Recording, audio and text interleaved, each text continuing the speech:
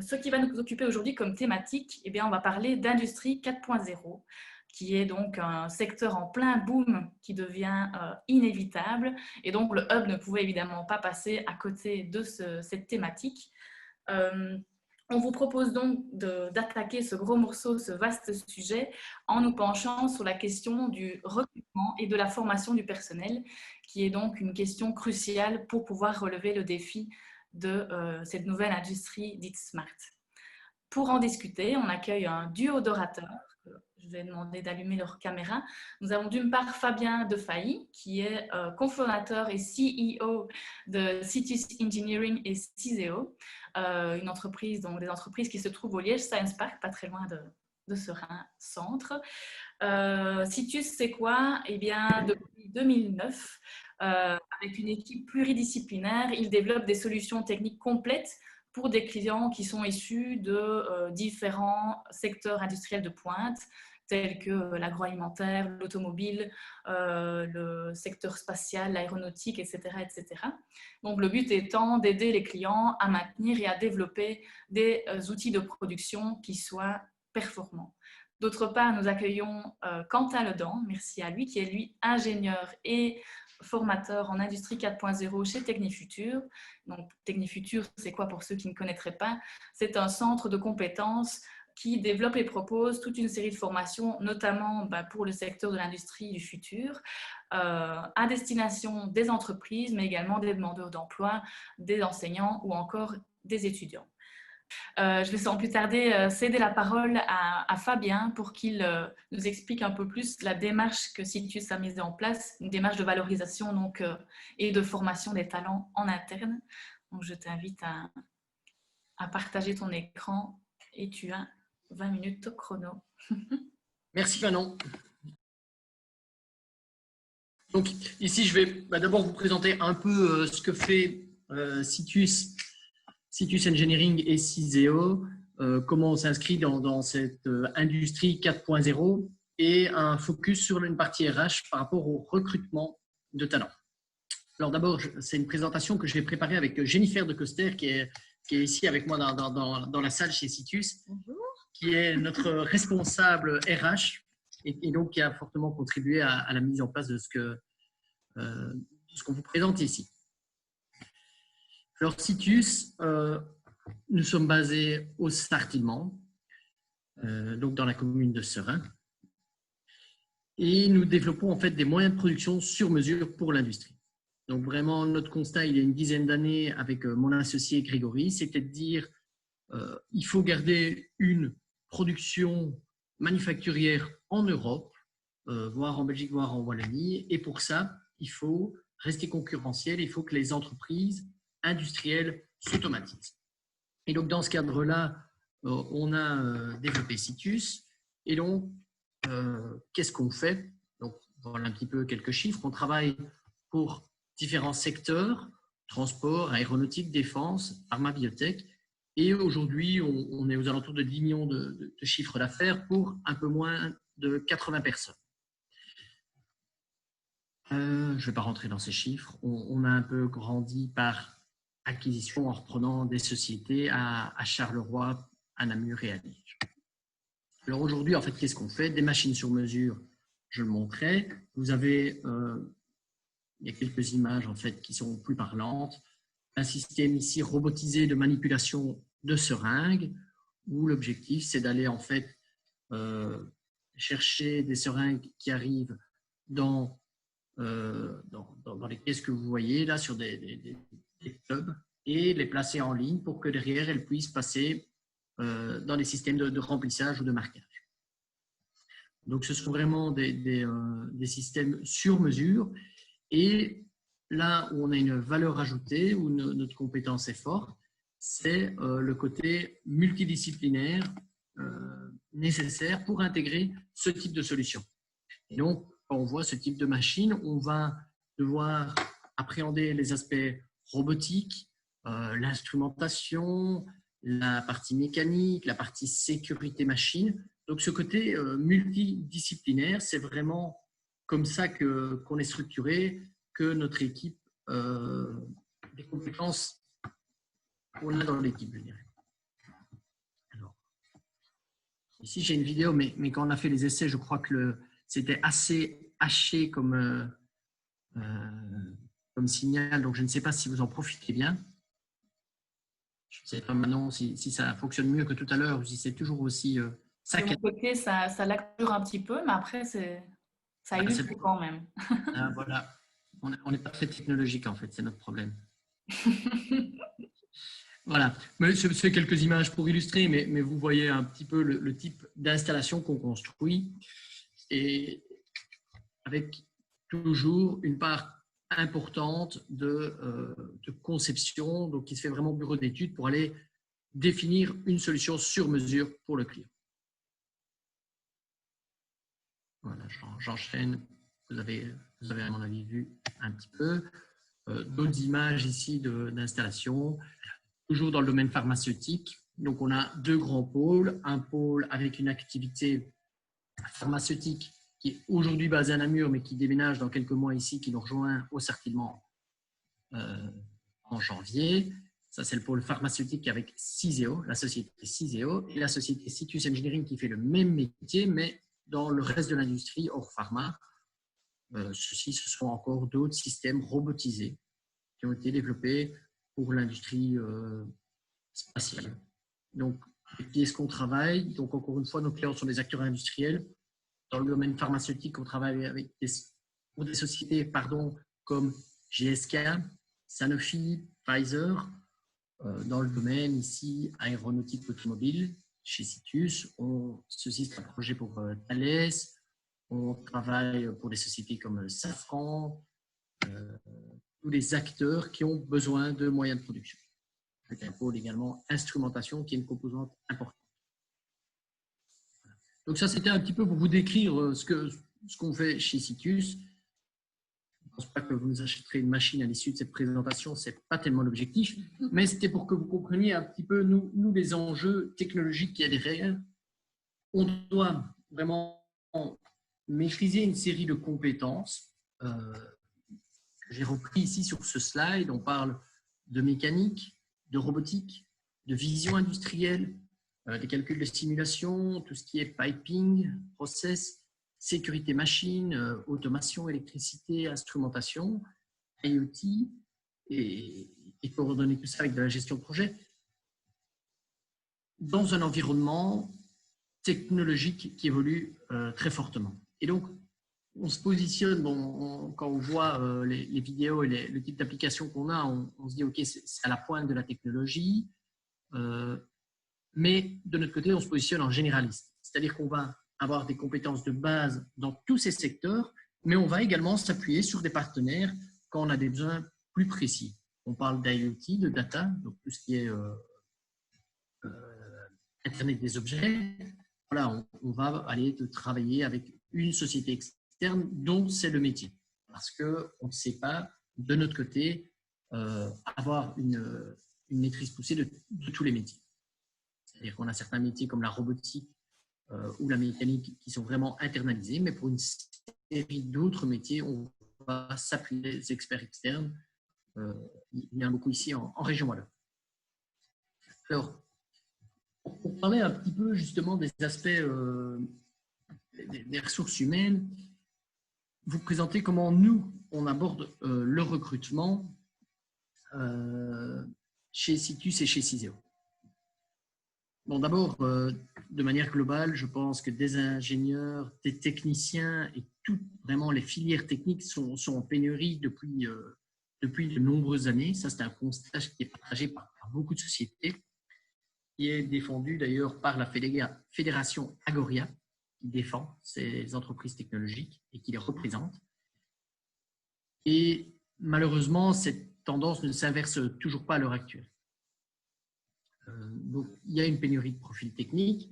Une autre composante du contexte actuel, c'est avec la crise, on a certains secteurs qui souffrent fortement.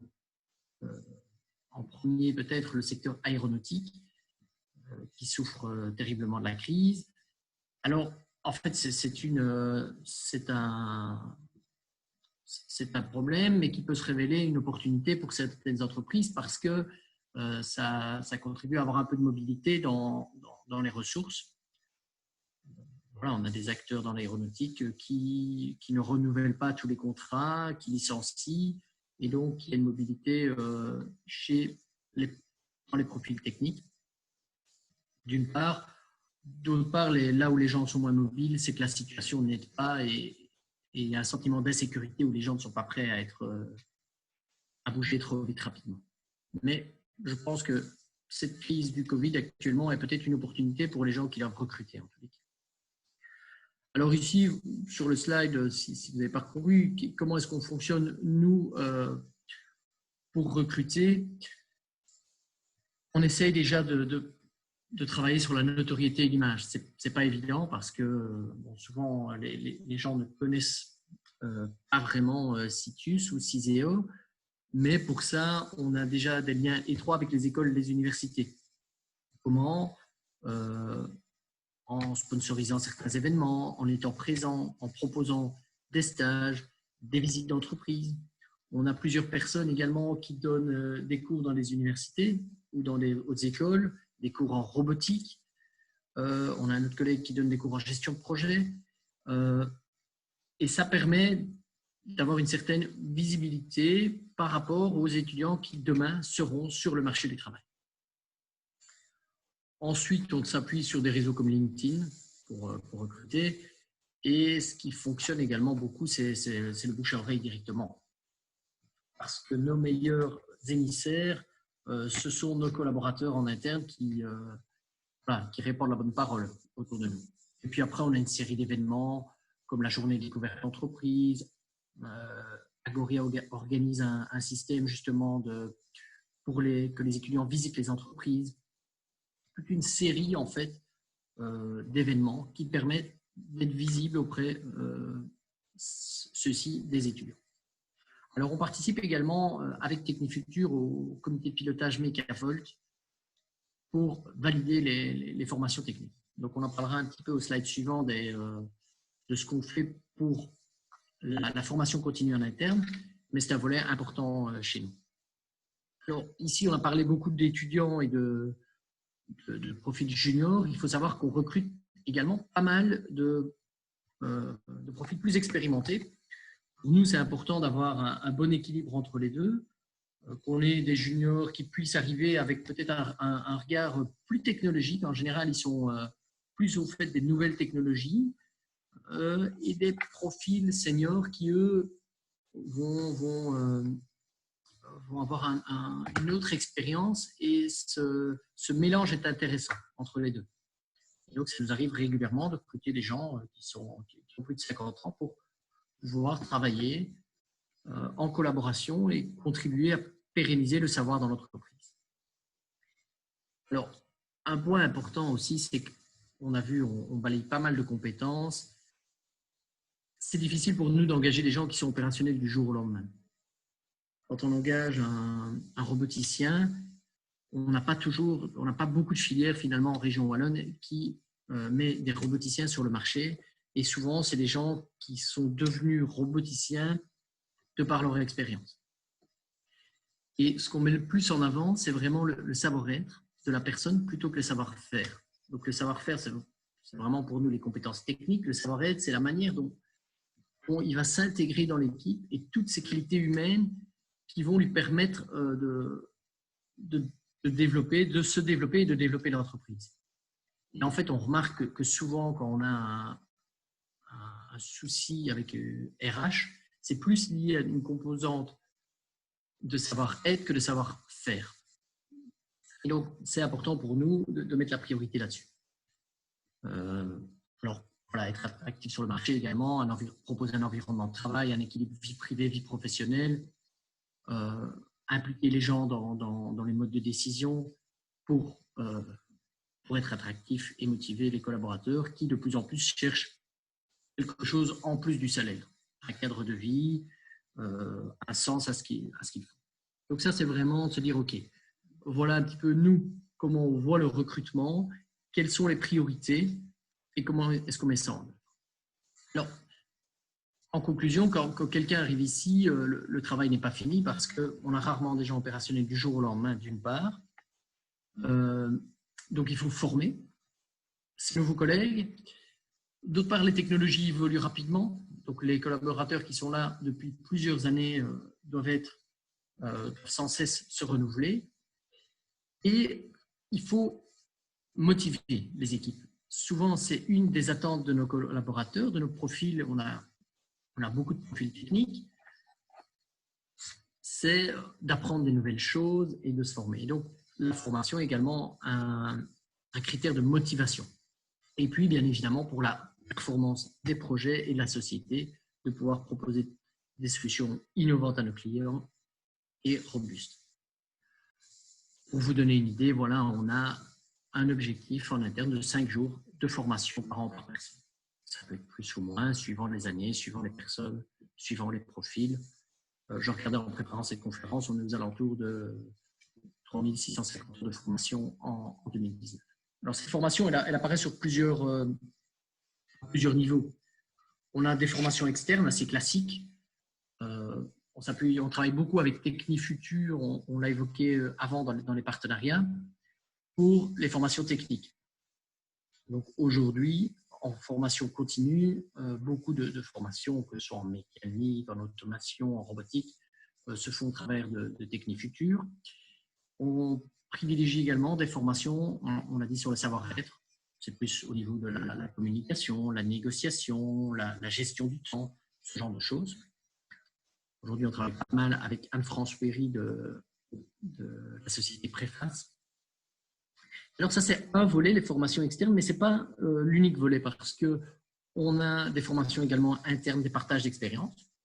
Ils sont soit formalisés, c'est-à-dire qu'on a une personne qui va animer une formation et y suivre, ou les gens tout seuls vont s'auto-former, mais il y a également des séminaires d'entreprise où les gens vont faire des retours d'expérience sur certains projets, le partage de bonnes pratiques et toute une série d'échanges comme ça qui se font pour que les gens sachent ce que leurs collègues font et puissent s'enrichir mutuellement sur des nouvelles compétences. Alors, j'avais déjà évoqué le lien avec les écoles et les universités, d'une part dans un but de recrutement, mais aussi on a certains projets de recherche avec les universités pour apprendre les nouvelles technologies, pour se former et continuer à s'améliorer. Et alors, ce que j'évoquais également au début, c'est que nous ne sommes pas experts dans tous les domaines et nous ne prétendons pas l'être. Et on a certains partenariats. J'en ai cité ici 3-4, Scobli en robotique, IOL basé également sur le parc scientifique, ce sont des designers industriels, la société LASEA qui est également basée au parc scientifique, spécialiste en technologie laser, PILS, spécialiste en sécurité. Et ce sont des gens qui sont également des entreprises technologiques et avec qui on collabore justement pour pouvoir se renforcer et proposer des solutions globales. Et donc, vraiment insister sur l'importance pour nous de proposer cette formation continue. À la fois par rapport au marché pour rester compétitif et à la fois par rapport aux attentes des collaborateurs pour continuer à motiver l'équipe et apprendre. Je vais laisser la tribune à Quentin. On va voir s'il y a d'autres questions qui s'ajoutent par après. N'hésitez pas. Parole maintenant à Quentin Ledan, donc je le disais, pour nous en dire un peu plus sur c'est quoi Technifutur et pour nous en dire plus aussi sur les nouvelles formations qui ont été développées pour répondre aux besoins de l'industrie 4.0. Et il enchaînera avec une visite virtuelle du démonstrateur de mini-usine qu'il y a chez Technifutur, et qui est le plus grand de Wallonie. Bon, là, on le verra en vidéo, mais ce sera peut-être l'occasion d'y aller par après pour vous former ensuite. Merci Manon. Bonjour à tous. Donc moi, je vais vous présenter Technifutur dans le cadre de l'industrie 4.0. Donc déjà, notre positionnement stratégique par rapport à tout ça, c'est notre mission, c'est former des talents technologiques tout au long de la vie. Notre vision, c'est accélérer le développement socio-économique régional par l'acquisition de compétences. Et notre engagement, c'est de progresser ensemble avec professionnalisme, passion pour la satisfaction de tous. Et donc, vu qu'on est en sorte de compétences, comme on l'a déjà dit, notre public, nos clients, ce sont tout le monde. C'est clairement les entreprises, l'enseignement, que ce soit les étudiants ou les profs, mais aussi les demandeurs d'emploi. Donc, notre focus, il est sur la sensibilisation, donc l'éducation technologique jusqu'aux enfants de primaire, donc ce qu'on appelle les Technic Kids, les enfants de secondaire, les Technic Teens. Donc ça, ce sont des écoles qui viennent une journée ou deux à Technifutur découvrir les technologies et les compétences de l'entreprise et de l'industrie. Des séminaires et des veilles, un peu comme maintenant, des informations, des salons de compétences comme il y en a parfois à Liège, et effectivement aussi de la promotion. Ensuite, nous avons la sélection. Là, on a toute une équipe qui fait un bilan de compétences, qui fait de l'orientation, qui conseille les personnes, où on fait des essais métiers aussi, mais également des remises à niveau avant de suivre vraiment ce qui est plus important pour nous et ce qu'on fait évidemment le plus en tant que centre de compétences, c'est de la formation, principalement présentielle, mais aussi en e-learning, avec un catalogue de formations, on va dire classiques, les plus demandées, mais aussi de plus en plus de sur-mesure, notamment dû à l'industrie 4.0 qui demande de plus en plus de technologies, qui bougent de plus en plus vite et de plus en plus souvent et toujours plus large également. En intra et en inter-entreprise, donc ça veut dire uniquement pour une entreprise ou pour un mélange d'entreprises avec un service projet. Donc ça, c'est la partie dans laquelle je suis. Avec Frédéric Cambier, je l'ai vu dans les participants. Après, on fait les stages. Donc là, clairement, c'est l'essai du métier, des compétences qu'on a appris et ensuite l'insertion. Donc, nos formations sont divisées en 3 branches principales, l'industrie, le numérique et la mobilité. La mobilité qui est venue plutôt par après, il y a 1 an ou 2, avec la fusion avec Francorchamps. Donc, on aide beaucoup aussi les personnes à la formation d'un point de vue finance. Donc, il faut savoir qu'on a tous droit à des aides pour se former. Et là aussi, Technifutur est très présent, mais ce n'est pas le sujet d'aujourd'hui. Donc, Technifutur en chiffres, c'est en 2019, 850 heures d'activité. Comme j'ai dit, principalement de la formation, mais aussi de la sensibilisation. C'est 21 000 participants.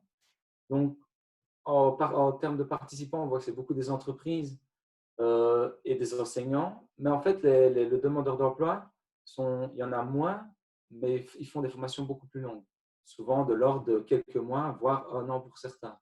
Alors que les entreprises, elles, viennent plutôt faire des formations de 1 à 5 jours en général. Les clients sont donc principalement des entreprises et les écoles. Notre budget est de 18 millions, principalement du public, mais aussi du privé. Notre superficie est de 16 000 m², ce qui fait de nous le plus grand centre de compétences de Wallonie.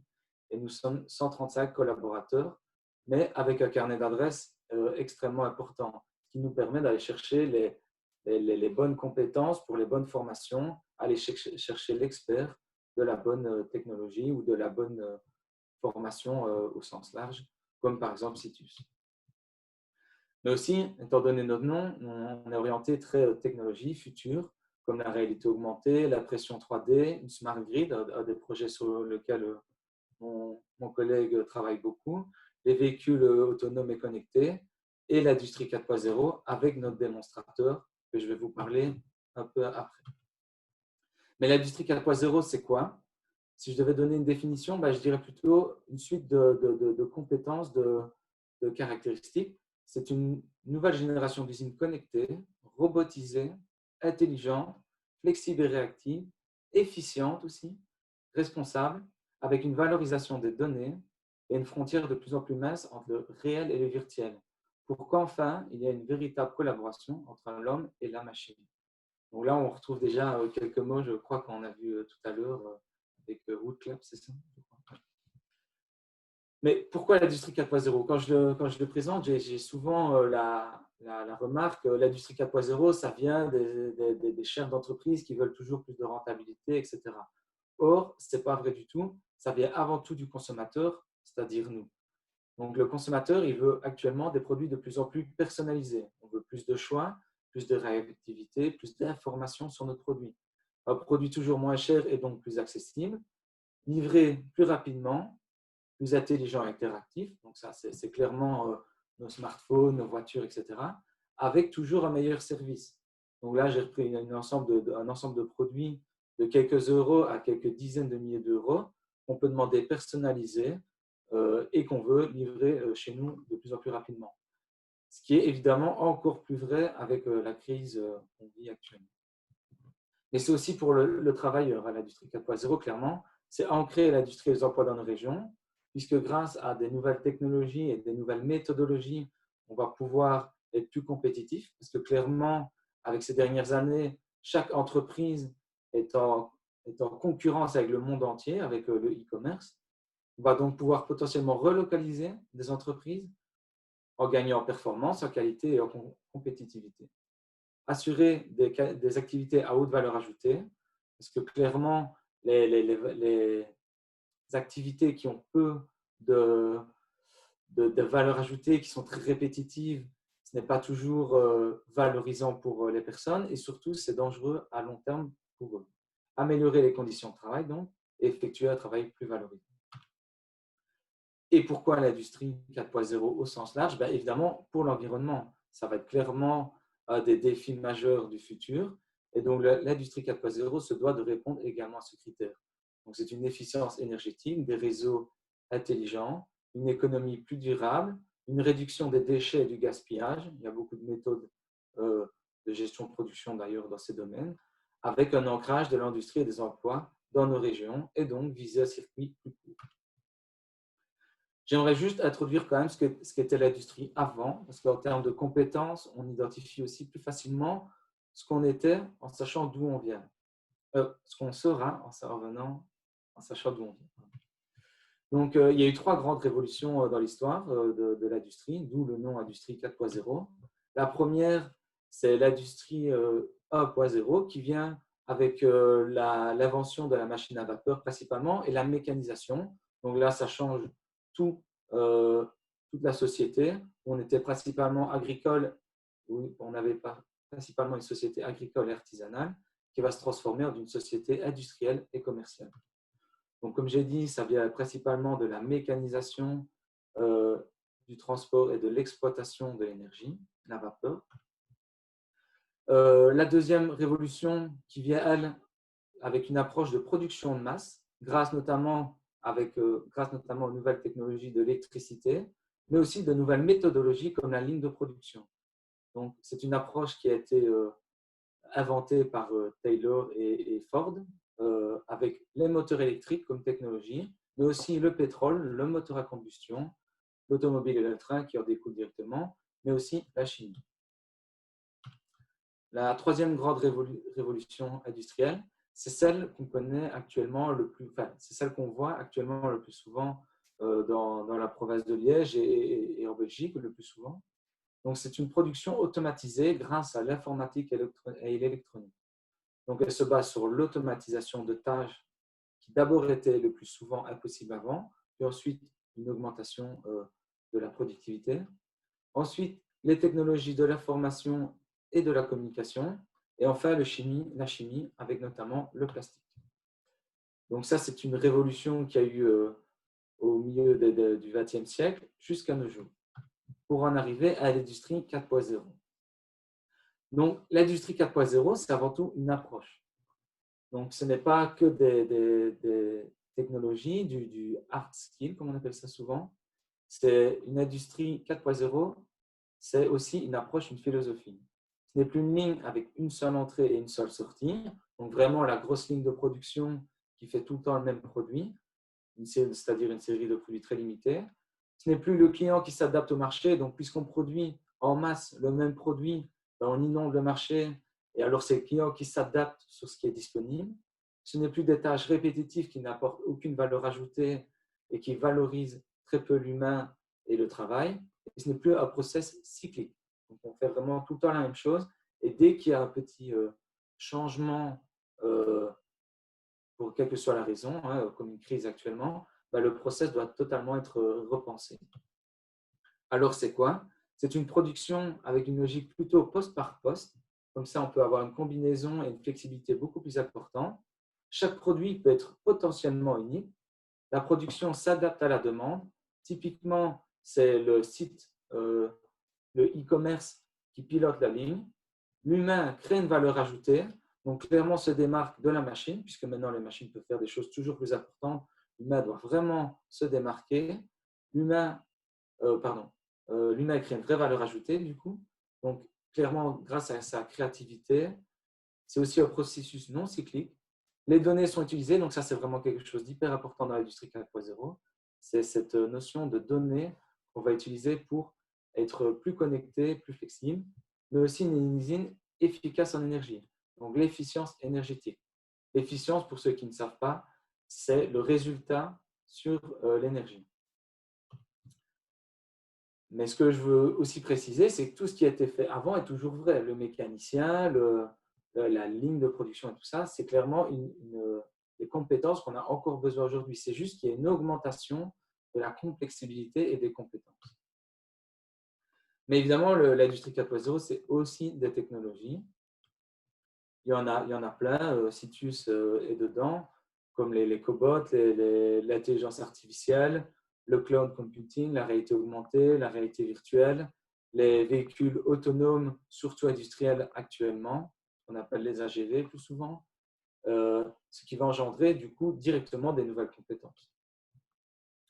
Et c'est là que j'en viens avec l'industrie 4.0 et les compétences, qui sont aussi et avant tout des soft skills. Donc, comme je l'ai dit, c'est une évolution des technologies et du monde numérique. Donc, clairement, on doit apprendre à travailler avec un monde qui évolue de plus en plus vite et avec des technologies qui bougent de plus en plus souvent.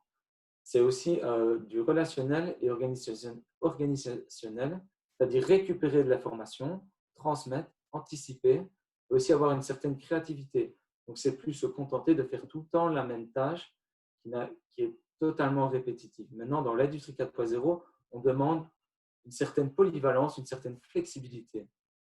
Et enfin, une optimisation, une logique scientifique, une efficience, et comme on en parle dans l'énergie, une amélioration continue, etc. Donc là, c'est vraiment tout ce qui est soft skills. Et puis les hard skills, donc là, c'est clairement tout ce qui est programmation, comme gérer une base de données, programmer un robot, programmer un automate. Dans ces deux types de compétences, TechniFuture propose évidemment des formations dans tous les domaines. Au catalogue, elle peut répondre sur mesure. Beaucoup de métiers vont fondamentalement changer et ils vont simplement… Non, pardon. Beaucoup de métiers ne vont pas fondamentalement changer. Ils vont simplement s'accompagner de nouveaux outils pour s'adapter à cette nouvelle industrie. Donc, le but est aussi de sensibiliser, démontrer et apprendre à travailler en collaboration avec ces outils et ces méthodes de demain. Donc, clairement, demain, monsieur tout le monde va travailler avec un ordinateur, comme vous et moi maintenant. Donc là, clairement, il y a certaines personnes aujourd'hui qui ne sont pas capables de le faire. TechniFuture répond à ces demandes. Donc, c'est travailler avec l'ordinateur, travailler avec un smartphone, travailler avec un écran tactile. Puis après, ça va être travailler avec un cobot, travailler avec un AGV, donc le véhicule autonome, travailler avec un casque de réalité virtuelle ou avec des lunettes de réalité augmentée. Ça va être travailler avec des données, donc clairement faire du reporting, dire OK, là il y a eu une panne, pouvoir la mettre dans l'ERP, le logiciel qui pilote la ligne, pour avoir les données et pouvoir les valoriser.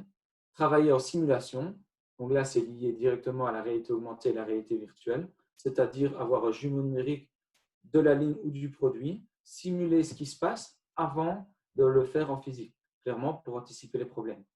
Travailler avec une limite de plus en plus étroite entre le réel et le virtuel, donc, ce qui engendre clairement travailler de plus en plus numériquement, comme nous maintenant, travail à distance, ben là clairement le Covid, on est en plein dedans, être plus flexible et collaborer avec les machines.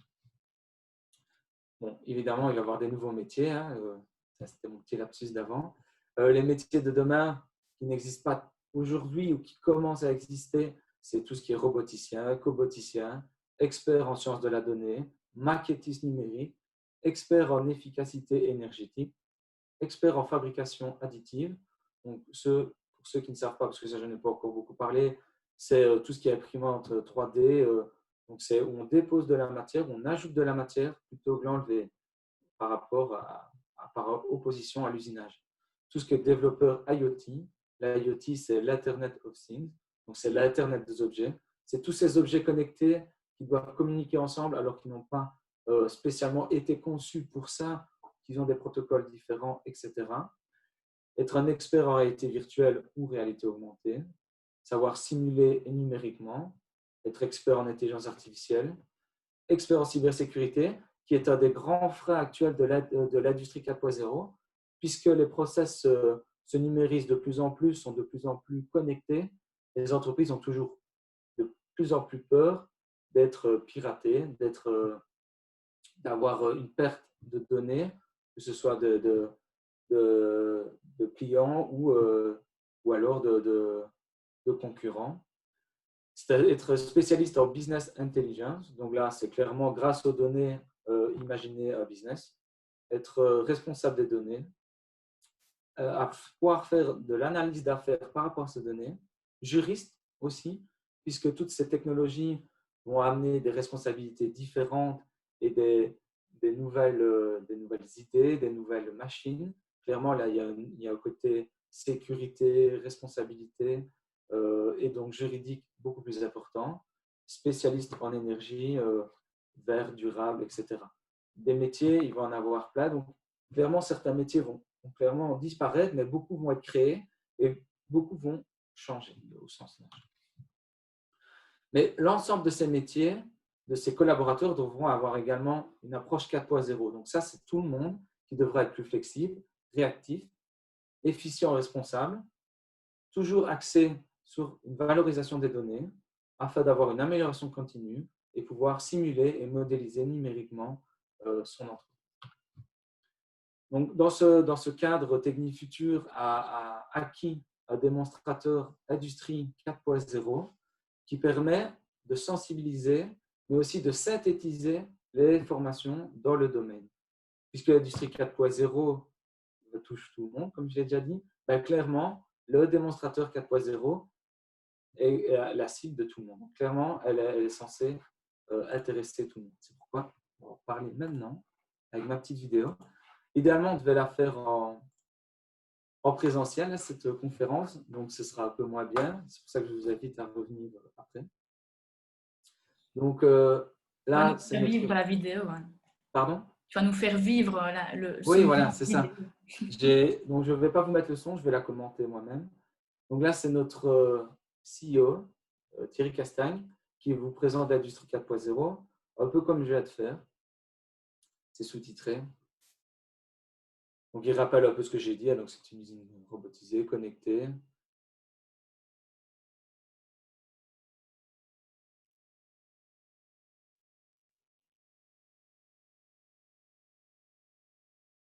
Donc, en 30-40 secondes, il rappelle vraiment ce que je viens d'introduire ici en 20 minutes.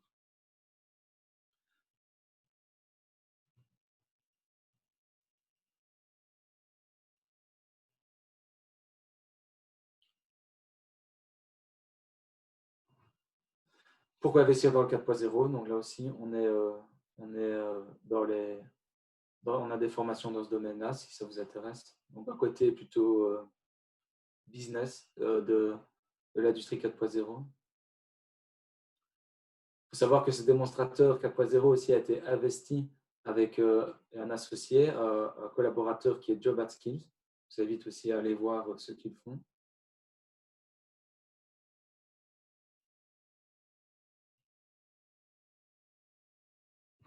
Donc voilà, le démonstrateur Industrie 4.0, c'est 9 stations avec 3 opérations transversales. On va voir ici une par une.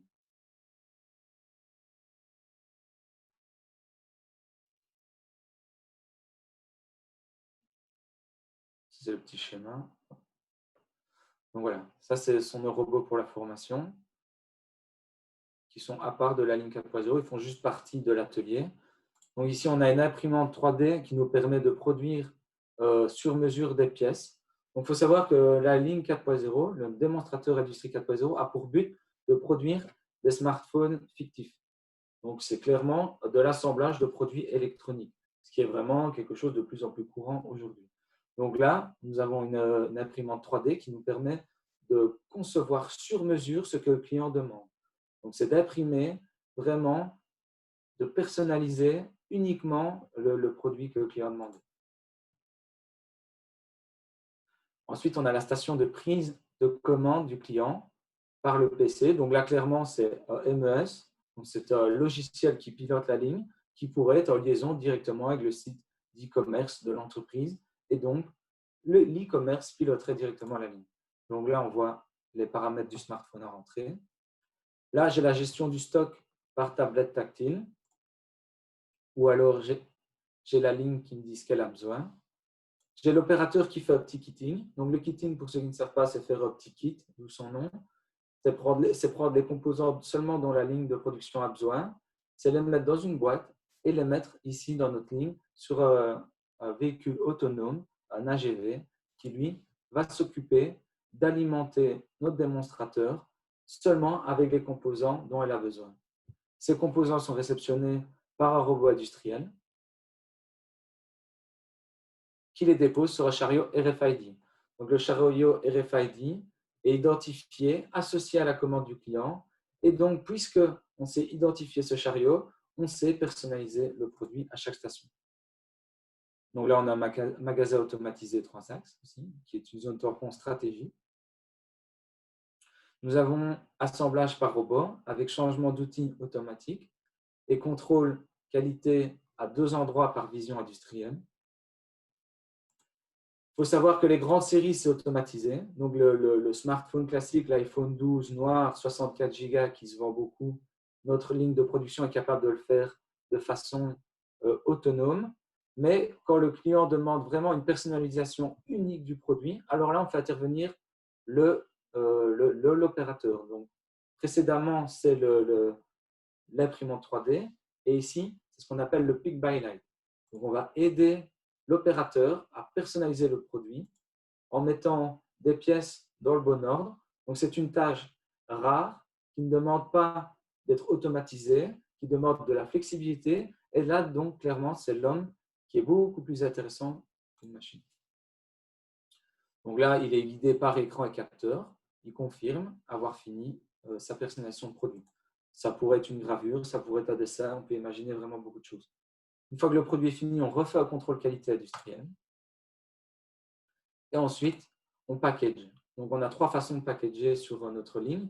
Donc, d'emballer le produit. Soit on le met dans une zone tampon stratégique. Par exemple, la veille de Noël, on s'imagine que les produits vont bien se vendre, mais on ne sait pas encore comment le client veut la dernière finition. Donc, on la met dans une zone tampon. Ça, c'est le magasin 3 axes que je vous ai montré précédemment. Il y a le packaging par cobot. Donc, c'est le robot collaboratif qu'on voit ici. Donc, le robot collaboratif, il collabore avec l'homme, c'est-à-dire qu'ici, il n'est plus sous un plexiglas, sous un grillage. On peut travailler à côté et il nous permet de faire, dans ce cas-ci, un packaging beaucoup plus personnalisé. Donc, le cobot prend le produit, le met dans une boîte et l'opérateur travaille avec lui pour, par exemple, mettre un nœud papillon, faire un emballage cadeau, etc. Il y a aussi une 3e sorte de packaging sur la ligne, c'est le robot qu'on voit ici en face, industriel, qui lui remplit les boîtes de façon, on va dire, plus massive. Mais il faut savoir que tout au long de la production, toutes les données générées par les capteurs et par les actionneurs, les automates, les écrans, etc., sont enregistrées afin de suivre tout le produit tout au long de sa production pour améliorer en permanence la ligne de production. Évidemment, pour la traçabilité, l'analyse de risque également. On mesure également en permanence ce qui se passe comme consommation d'énergie afin de regarder s'il n'y a pas de problème. Là, actuellement, je travaille sur de l'intelligence artificielle pour pouvoir prédire ces données et anticiper les problèmes qu'il pourrait y avoir et donc les anomalies de consommation d'énergie, que ce soit électrique ou pneumatique.